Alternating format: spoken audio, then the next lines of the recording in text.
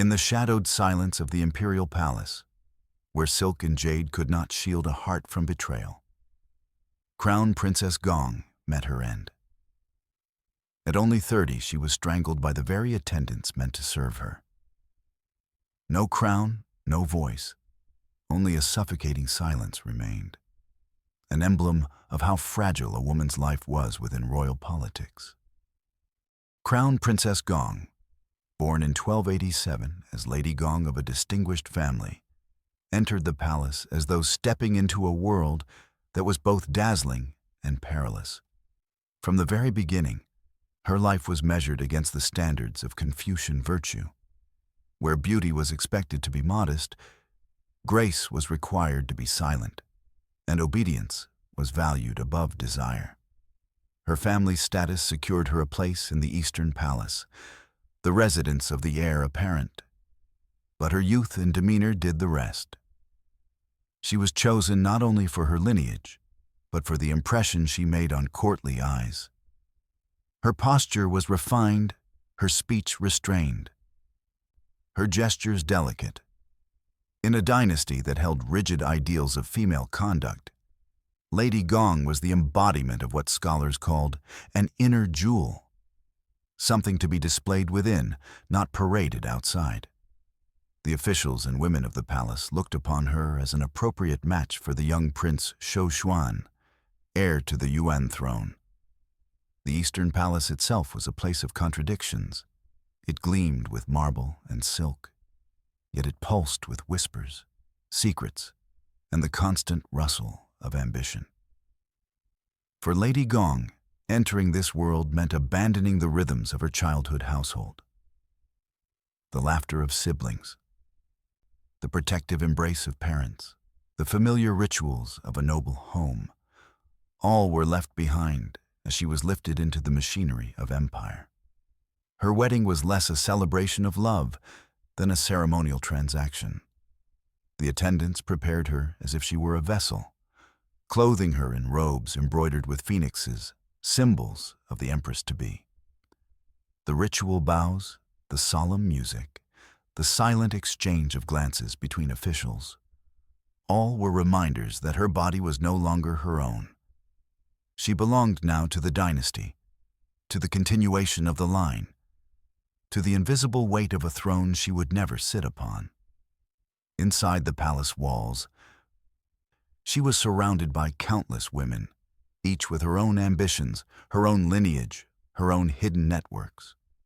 Concubines of previous emperors, widows of past princes, young maids with eyes sharp as blades. All were woven into a hierarchy as fragile as glass, but as dangerous as steel. Lady Gong's new rank as crown princess, the principal consort of the heir, placed her at the pinnacle. She was to be revered, addressed with ritual, and served with deference. Yet the higher the perch, the sharper the winds. In those first years, she carried herself with the gravity of her station. She learned to read the coded smiles, to listen for the silences that spoke louder than words, to bow just enough to appear gracious, but never so much as to seem weak. Her evenings were filled with ceremonies, her mornings with lessons in propriety. She was praised for her composure, and even the scholars remarked that she seemed destined to embody the future empress. But beneath the outward calm, a different truth stirred. Lady Gong was still young. She felt the loneliness of gilded halls, the absence of genuine companionship. The prince, to whom she had been given, was a man of appetite and distraction. Though the court celebrated their union, the bond was fragile, more political than personal. For now, however, she endured, as countless women before her had endured. Her duty was not to love, but to symbolize continuity, to provide heirs, and to guard the dignity of the Eastern Palace. Thus began her journey into the heart of imperial power, a journey where every step was watched, judged, and inscribed into memory. Lady Gong had been elevated to the rank of crown princess, the most honored woman beside the future emperor. Yet already, in the shadows of silk curtains, her fate was being written by forces she could neither see nor control. Becoming crown princess was both triumph and burden. Lady Gong now occupied the highest female rank within the Eastern Palace, second only to the reigning empress in ritual hierarchy. Her residence was filled with attendants, her name invoked with reverence, and her position regarded as unshakable. When she passed through the palace corridors, women lowered their heads, guards stiffened in salute, and eunuchs whispered her title as though it carried divine weight. With this elevation came authority. She oversaw the discipline of the palace women, assigning roles and enforcing the codes of propriety.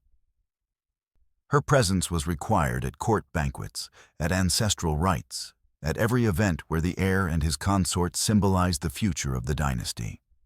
Officials bowed to her, not as a person, but as an extension of the throne to be. She embodied the continuity of the Yuan dynasty, the hope that the imperial line would remain unbroken. There was a grandeur to her life that few could rival. The robes she wore shimmered with patterns stitched by the most skilled artisans. The jewels that adorned her hair were treasures brought from distant provinces, proof of an empire's wealth. Meals were presented on golden trays, accompanied by music played in hushed tones by court musicians. Every aspect of her daily existence was designed to reinforce the majesty of her title. Yet the splendor was laced with chains. Every word she spoke was measured, every gesture scrutinized. To smile too broadly was considered frivolous. To appear stern was considered arrogant. She lived beneath a magnifying glass of etiquette, where her slightest misstep could become material for gossip, and gossip could become a weapon in political games. The title of Crown Princess was never simply personal. It was political, a position upon which entire factions pinned their hopes. Her comportment was judged not only as her own, but as a reflection of her husband, the heir apparent. If she faltered, the prince faltered. If she shone, the prince's legitimacy grew stronger.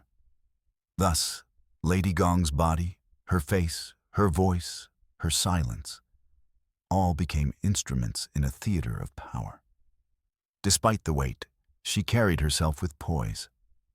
Chroniclers, where they mention her, describe her as measured and reserved. She did not indulge in extravagance beyond what was required by ritual. She did not display jealousy or outbursts in public. She sought to embody the Confucian ideal of the virtuous consort, a woman who stabilized rather than disrupted. Still, the grandeur of her station did not erase its isolation.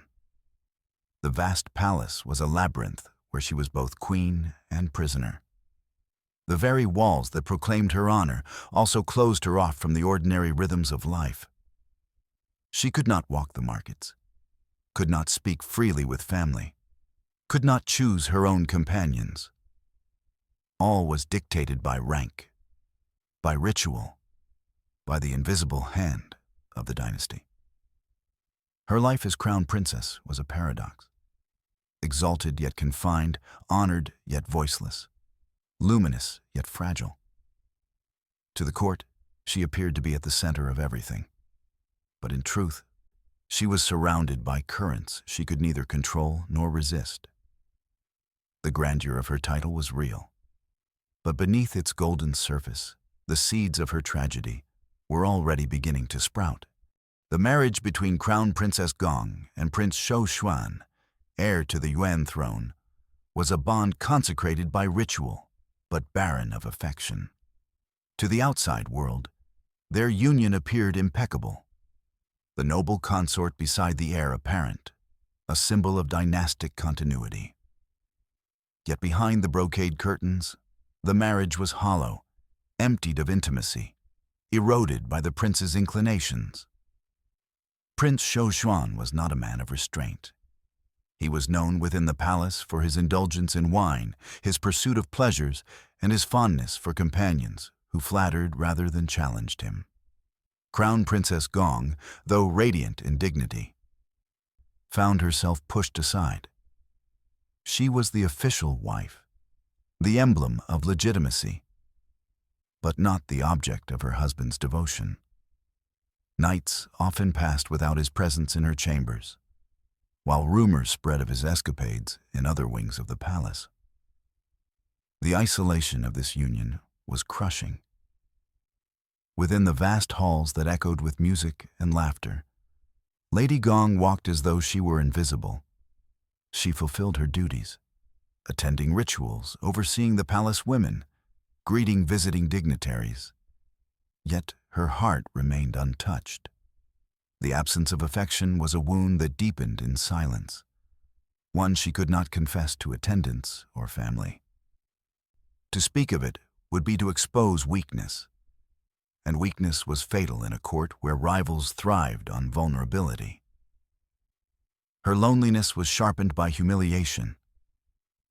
Other consorts, emboldened by the prince's neglect of his principal wife, allowed themselves small acts of disrespect. Averted eyes during ceremonies, whispers that carried just loud enough, gestures of superiority masked as courtesy. All were weapons designed to diminish her authority. What was a crown princess without the affection of her husband? In the logic of the palace, love was not required, but favor was essential. Without it, she became a figurehead, a title without teeth. Lady Gong bore these slights with composure, but the strain was visible in the shadows beneath her eyes, in the quiet pace of her steps, in the way she withdrew further into ritual formality. She clung to the Confucian ideals instilled in her youth: patience, restraint, endurance. She reminded herself that her role was larger than personal happiness, that she embodied the stability of the Eastern Palace. Yet, in the private hours of night, when the lamps burned low and the corridors were hushed, she was a woman abandoned in the heart of power. The irony was bitter. Surrounded by silk draperies, attended by servants, guarded by eunuchs, she was wealthier than most mortals could dream, yet poorer in companionship than a peasant wife who shared a simple meal with her husband. The higher her station, the deeper her solitude became. Her marriage was not merely loveless, it was also a public spectacle of imbalance. Each act of the prince's indulgence reflected upon her, casting her as either complicit or powerless. If she confronted him, she risked scandal. If she remained silent, she confirmed her insignificance. Either choice condemned her. Thus, Crown Princess Gong endured the paradox of her station, exalted in name, diminished in reality. She lived in a palace that celebrated her as the rightful consort, yet denied her the bond that might have given the title warmth. The fracture in her marriage was not just personal, it was political, a weakness that enemies in the palace would not hesitate to exploit. In the intricate web of the imperial harem, affection was currency, and neglect was a sentence. The distance between Crown Princess Gong and her husband created a vacuum of authority, and within that vacuum, rivals thrived. The other consorts, though formally ranked beneath her, sensed opportunity. They whispered among themselves, each word a thread in a net tightening around her. Palace women live not only on ritual, but on perception. When the crown princess was neglected, her power seemed diminished, even if her title remained. Servants, sensitive to shifting winds, began to waver in their obedience. Attendants hesitated before carrying out her orders, as though testing the boundaries of her influence. Averted gazes multiplied. Respect that had once been unquestioned became conditional, fragile, contingent on the prince's favor. Jealousy festered in the corridors.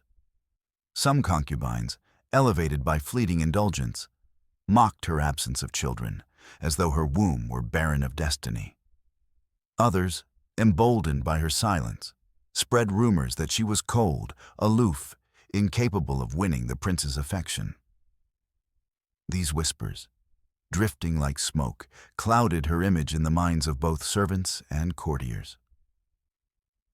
The very virtues for which she had been chosen, reserve, dignity, composure, were now twisted into accusations of frigidity and pride. The palace became a stage of subtle cruelty. Invitations to gatherings forgot her presence. Dishes at banquets were served late to her table. Gifts intended for her chambers were intercepted and redirected. These were not accidents, but deliberate acts of erosion, each one small, but together they carved away at her authority. Crown Princess Gong understood the danger. She knew that in a harem, isolation was fatal. Yet she also knew that retaliation could be construed as pettiness, unbecoming of her rank. Thus, she endured, carrying herself with the weight of silence. Her restraint, however, only deepened her isolation. To the outside eye, she appeared weak, a figure too passive to command the loyalty expected of the future empress. The most painful betrayal was not from rivals, but from those who had once served her with devotion. Some of her own attendants, sensing her diminishing power, drifted towards other factions, aligning themselves with concubines who basked in the prince's favor. The quiet disloyalty of these women pierced her more deeply than open insults, for it revealed the merciless logic of the palace. Loyalty was not to virtue, but to survival. Her chambers, once bustling with attendants, grew quieter. The silken curtains felt heavier. Nights passed with only a few faithful servants keeping vigil.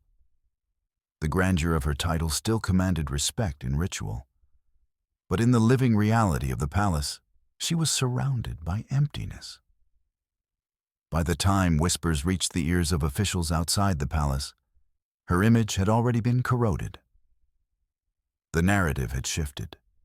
The crown princess was a woman unloved, unsupported, unable to exert influence. Even her dignity, once admired, was recast as evidence of weakness. Thus, Crown Princess Gong, though seated at the highest rank of the harem, was trapped in the cruelest paradox. She had power without favor, status without support, authority without allies. In the labyrinth of the palace, where every glance was a judgment and every word a weapon, she stood increasingly alone. The woman who had entered the Eastern Palace as a blossom of promise was now being pressed into silence, her petals bruised not by open enemies, but by the suffocating vines of intrigue.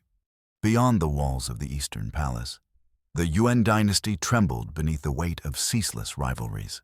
Factions within the imperial court clashed like invisible storms, their conflicts leaving ripples that reached even the innermost chambers of the harem. Crown Princess Gong, though ostensibly sheltered from politics, could not escape the shadows cast by these struggles. The Yuan throne was not secure. The empire stretched across vast territories, its rulers often viewed as foreign conquerors by the subjects of China. Princes of different branches competed for legitimacy, and ministers shifted allegiances as swiftly as leaves in the wind. In such a climate, the position of the crown prince was precarious. To falter was to invite ruin, and to fail to command loyalty was to risk erasure. Prince Yuan, heir to the throne and husband of Crown Princess Gong, did not command the respect of the court. His indulgence in pleasures, his disregard for restraint, and his inability to form alliances weakened his claim. Whispers spread in the great halls of government, where ministers debated his suitability. Some argued that another prince, more disciplined and politically adept, would serve the empire better. Others muttered that the future of the dynasty depended not on indulgence, but on strength. For Crown Princess Gong, these debates were not abstract. They struck at the core of her existence. She was bound to show Yuan, her fate inseparable from his. If he lost his standing, her own would vanish like smoke. Every criticism of him was a condemnation of her.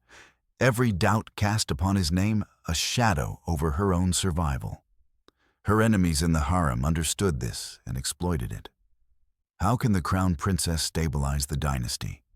they whispered, "when she cannot even command the devotion of her husband?" Their venom was aimed not only at her, but at the legitimacy of the heir. If she appeared weak, it reinforced the argument that the crown prince himself was unfit. The political storms outside and the harem intrigues inside merged into a single tempest. Ministers who despised Yuan quietly supported factions within the palace that undermined Lady Gong. Rivals among the consorts, emboldened by outside murmurs, spread further tales of her inadequacy. The walls of the palace, though high, could not keep out the currents of politics. Crown Princess Gong, a woman with no seat in the council and no voice in statecraft, became a symbol nonetheless. Her very existence was tied to a contested throne. To some, she was a stabilizing figure, a dignified consort who embodied the hope of continuity. To others, she was a liability, her presence a reminder of the crown prince's faltering legitimacy. In this world, symbols were as dangerous as swords. Lady Gong, with her quiet dignity, represented both hope and threat, depending on who was watching. The very qualities that once elevated her, her lineage, her station, her title, now placed her in the center of a storm she could not control. She was a woman. Yet in the grand chessboard of empire, she was a piece to be moved, weakened, or removed altogether. The empire's instability pressed down upon her chambers like an unseen weight. She knew that her fate was no longer her own. It belonged to the shifting tides of politics, tides that could sweep her away without warning. Every banquet, every ceremony, every ritual she attended was haunted by the knowledge that her role was precarious. Her survival contingent not on her own actions, but on the survival of a husband already losing ground. As the storms of politics raged, Crown Princess Gong became more than a neglected consort. She became a symbol that unsettled the powerful. For those who sought to weaken Prince Yuan, she was a living emblem of his claim. Her presence, regal and constant, reminded the court that the heir had a consort, a future empress waiting in the wings. To eliminate his influence entirely, it was not enough to isolate the prince. The crown princess, too, had to be diminished. Her position, once a source of honor, transformed into a burden. Ministers who despised the prince muttered that Lady Gong's composure was dangerous, for it masked the instability of her husband. Rivals within the palace accused her of maintaining an artificial dignity, as though she were conspiring to shield the prince from the scorn he deserved. In truth, she was guilty of nothing but silence. Yet in the world of power, silence was never neutral. Whispers multiplied. The crown princess still commands respect, even if the crown prince does not. To those who schemed in shadows, this was intolerable. A woman's quiet dignity became a threat to political maneuvering. Her very survival was an obstacle to those who wished to erase Yuan from succession. Inside the palace, the hostility grew sharper. Attendants who once bowed deeply now barely inclined their heads. Gifts meant for her chambers disappeared. Information was withheld. Her rivals, sensing the tacit approval of powerful factions, escalated their cruelty. What began as whispers turned into open disdain. Even eunuchs, once strictly obedient, faltered in their deference. Crown Princess Gong, though resilient, felt the walls tightening. She could not appeal to her husband, whose own position was crumbling. She could not reach the emperor directly. for etiquette and politics forbade such audacity. She could only endure, trapped between fading influence and growing hostility. The cruel irony was that her virtues made her more dangerous. She was not foolish, not careless, not easily discredited. Her restraint made accusations difficult to prove. Her dignity made outright scandal impossible to fabricate. This only deepened the frustration of her enemies, who saw her as a thorn lodged too deeply to extract by ordinary means. Thus, the conversation shifted from whispers of humiliation to whispers of removal. To secure their power, her enemies reasoned, the crown princess must be silenced altogether. Her presence as the principal wife of the heir was intolerable to those who dreamed of erasing his line from the succession. If she remained, she would always carry the aura of legitimacy, a reminder that the heir's household had not been fully extinguished. She had become, without choice or action, a political symbol too sharp to ignore. In a court where symbols were often more decisive than armies, she was now the thorn in the flesh of those who sought dominance. And so, unseen hands began to weave the net tighter. A woman of 30 years, without armies or weapons, had become a figure whose existence unsettled the throne. In the cruel arithmetic of imperial power, such a figure could not be allowed to survive. In the quiet depths of the Yuan palace, where corridors stretched like veins beneath golden roofs, a decision was made that would seal the fate of Crown Princess Gong. It was not announced in court, nor written in official decrees. It was spoken in whispers, carried from mouth to ear, disappearing as soon as it was uttered. A secret command, invisible yet absolute. Crown Princess Gong was to be removed. The order did not come with justification. No charges of treason were written against her name. No scandal was fabricated to discredit her. Her crime was her existence, an embodiment of the failing crown prince's legitimacy. A symbol that could not be tolerated by those who sought to erase him from succession. Her life was judged not by her actions, but by the political weight she carried. The message passed through layers of power, from ministers who plotted in silence to eunuchs who controlled the rhythms of the inner palace. Each link in the chain understood the danger of speaking aloud what had been decided.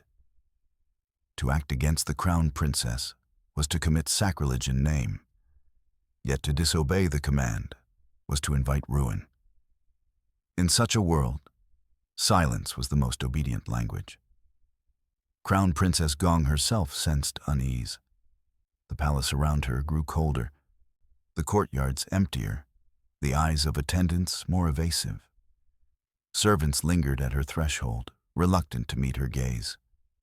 Conversations ended abruptly when she entered a room. Though no words were spoken, the atmosphere pressed down upon her, heavy with an unnamed verdict.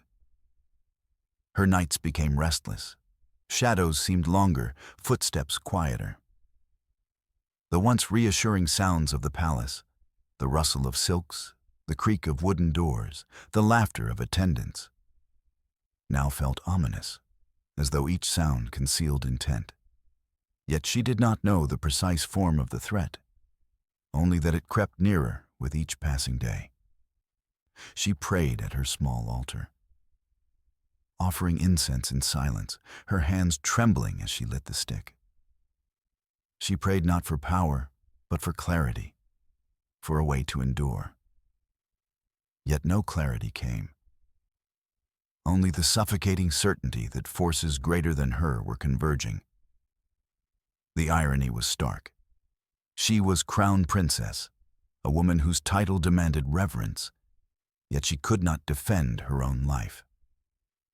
She had no guards loyal to her, no ministers willing to risk themselves for her, no voice in the councils where her fate was decided. Her rank was both crown and shackle, an honor that magnified her vulnerability. And so, within the marble walls, Belf, the silent machinery of death began to turn. Orders were disguised as routine instructions. Attendants who had once bowed to her now avoided her chambers. Eunuchs exchanged glances heavy with meaning. A secret plan had been set in motion, and Crown Princess Gong, though still alive, had already been condemned. Her doom was not to be proclaimed in trumpet blasts or inscribed in annals of law. It was to unfold in silence, executed in the shadows of the palace itself. A command born in whispers was preparing to extinguish the life of the woman who once embodied the dynasty's future. The year was 1317. Crown Princess Gong, 30 years of age, awoke to another day within the palace that had both exalted and betrayed her. She did not know it would be her last. The command had already been passed down. The executioners were not soldiers on horseback, nor officials in armor, but attendants from within her own chambers, faces she recognized, voices she had trusted. That evening, the corridors were quiet, too quiet for the heart of an imperial palace. The air carried a weight, as though the walls themselves anticipated tragedy. Crown Princess Gong sat within her chamber, draped in robes more modest than those of her youth. The lamp flickered beside her, its flame bending against the draft of an unseen door. She felt unease, but did not resist when familiar attendants entered, bowing as they always had. What followed was not a struggle of armies, but the most intimate betrayal. A length of silk, perhaps once woven for beauty, became the instrument of death. It was slipped around her neck, pulled with brutal precision. The attendants who carried out the act were silent, their faces blank, their movements rehearsed in secrecy. There were no shouts, no public accusations, no dramatic spectacle, only the terrible sound of strained breath and the fading gasp of a woman whose dignity could not shield her. She fought, not with weapons, but with the reflex of survival. Her hands clawed at the silk, her body twisted against the grip, her breath desperate. Yet the palace that had confined her also betrayed her. For there was no escape, no door left unguarded, no voice willing to intervene. The attendants obeyed their command with chilling detachment. In moments that felt like an eternity, silence reclaimed the room. Her struggles slowed, her breath thinned, and her body stilled. The flickering lamp continued to burn, its light casting shadows across her lifeless form. Crown Princess Gong, once elevated as the future empress, now lay collapsed upon the floor of her own chamber, undone not by enemy armies, but by the very hands meant to serve her. There was no blood. The floor remained unstained. The method itself had been chosen for its discretion. Strangulation left little trace, little spectacle, nothing to mark the violence of her end. It was a death meant to be erased, a murder carried out under the guise of silence. The attendants withdrew, leaving behind the body of a woman who had once been a crown's adornment. Outside, the palace moved on as though nothing had transpired. The night deepened, the guards patrolled, the musicians played for banquets elsewhere. Within those walls, the world carried forward, indifferent to the life that had just been extinguished. Her death was not announced with fanfare. No proclamation spread through the empire. No official record marked the hour of her passing. Crown Princess Gong's final breath dissolved into the still air of her chamber, her story absorbed by silence. She had been exalted as the symbol of dynastic continuity, but she died as a woman erased, strangled by the quiet cruelty of power. At 30 years old, she left no heirs, no legacy of voice or reform. She left only the haunting truth that in the palace of emperors, even the highest title could not protect a woman from suffocation. The death of Crown Princess Gong was not marked by mourning banners or the wailing of drums. It was concealed beneath the same silence that had strangled her. In the palace records, her passing was reduced to a whisper, a faint line, or, in some cases, omitted altogether. To the dynasty, her death was not an event to remember, but a blemish to be erased. There was no grand funeral procession, no rows of courtiers dressed in white robes, no rituals that honored her as the principal wife of the heir. Instead, her body was quietly removed, shrouded not in silk embroidered with dragons and phoenixes, but in coverings meant to obscure, to conceal, to pass her into oblivion without witness. Even the servants who once attended her were forbidden to speak of the night she died. Silence was enforced as strictly as any imperial decree. The palace that had echoed with her footsteps resumed its rhythm as though nothing had occurred. Banquets continued. Rituals proceeded. The emperor and his ministers carried on with affairs of state. Her chambers were emptied, her belongings redistributed, her name spoken less and less until it disappeared entirely from the daily language of the court. The historians of the dynasty, those charged with recording events for posterity, either omitted her death or disguised it in ambiguity. Some chronicles refer to her existence briefly, with no mention of her fate. Others reduce her to a title without a story, a shadow without a body. To erase her was to protect the dynasty's image, to conceal the cruelty that power had enacted behind its gilded walls. This concealment was as violent as the strangulation itself. To die was tragic, but to be forgotten was annihilation. Crown Princess Gong's life was stripped of its conclusion, denied the dignity of remembrance. Without an official record, she became vulnerable to distortion. Her story, once vivid, became a blank page upon which later generations could write or erase at will. Those within the palace who remembered her did so in silence, whispering her name only in private, as though even memory itself might invite danger. To speak of her was to recall the truth that the palace did not want to acknowledge, that the crown princess of the empire had been murdered, not by foreign enemies, but by the very hands of her own court. Outside the palace, the common people never knew.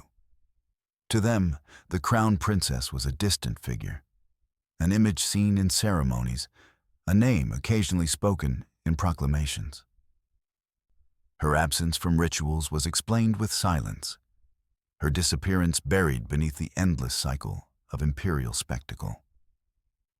The people were not told, and so they did not ask, and thus her death dissolved into obscurity. No statues were raised in her memory. No temples were dedicated to her spirit. No poems were composed to honor her virtue. The empire moved forward, leaving behind only the faintest trace of a woman who had once stood at the pinnacle of the harem. Her death was not only hidden from history, but weaponized by silence. By erasing her, the dynasty protected itself. By forgetting her, those in power secured their position. Yet in doing so, they revealed the fragility of women within the palace, exalted as symbols, discarded as inconveniences, erased when inconvenient. Crown Princess Gong's death was not just an individual tragedy. It was the story of countless women whose voices were never inscribed in the annals of power. Crown Princess Gong did not die only from strangulation. She died from silence, from erasure, from the machinery of power that ground her into obscurity. At 30 years old, she became not a queen, not even a widow, but a shadow erased from memory. Her story lingers only as a warning that within the palace, where silk shimmered and drums thundered, even the highest woman was as fragile as a breath.